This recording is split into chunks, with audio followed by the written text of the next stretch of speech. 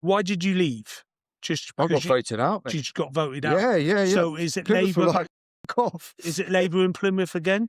Yeah, yeah, yeah. And that's fine. To be honest, So look, when you get voted out of being an MP, you yeah, don't win that seat. That's you not being that's an you, mate. MP. You're unemployed. But you could run for an MP again. You Is could that do. how it works? Yeah, you could do Okay. if that's what you wanted to do. But essentially, you're cut off, mate. That's the end of it. So all the work that you've done Yeah. gets untied by getting somebody else in the Well, option. what I didn't expect someone to go in and continue my agenda of change for veterans. I didn't think anyone else was particularly interested in that.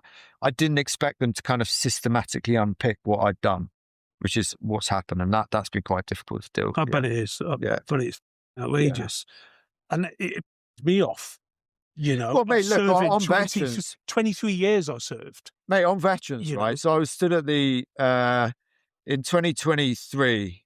I was at the Cenotaph as Veterans Minister on Remembrance Sunday, and you go in and all the royal family are on one side, and then you got all the ex-prime ministers who line up with some of the ministers, and you're kept there for like 45 minutes before 11 o'clock because obviously all the crowds come in, so you go in super early.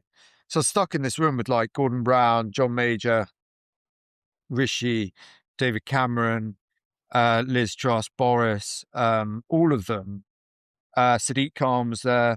We're just sort of chatting. Keir Starmer was there chatting before Remembrance.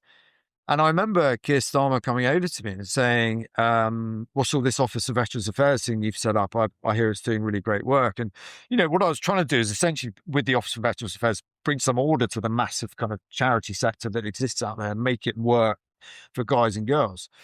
And he was like, I really like it. I was like, yeah, look, you can't get rid of it. It's really making big changes now. It needs that independence from the MOD, right? Because veterans are not serving personnel. They're civilians who need government to work for them. And often their major point of conflict will be getting their compensation or whatever. So keep it separate from the MOD. And you need that person in your cabinet. You know, the Americans had this after Vietnam. If you're going to ask these people to do your wet work for you, make sure they get a special place in your government and that you prioritize them, you look after them, and you show them that by having a cabinet minister. And Keir was like, yeah, the only question he asked me was how much does it cost? And it was about £15 million a year, some of the programs we were doing at the time, to coordinate that massive £6.5 billion spent. He was like, yeah, I'm definitely going to do that. I'm definitely going to do that. It's done really well, blah, blah, blah. That was that. He wins the election, day one, he gets rid of it. I don't know how you deal with that, right? Why do veterans not deserve a seat at the cabinet table in the UK when they've got one in the States and everywhere else? Why do they not deserve their own separate government department to take care of their interests? But I did find that very difficult in politics, like how to deal with someone who just tells a straight up lie to your face.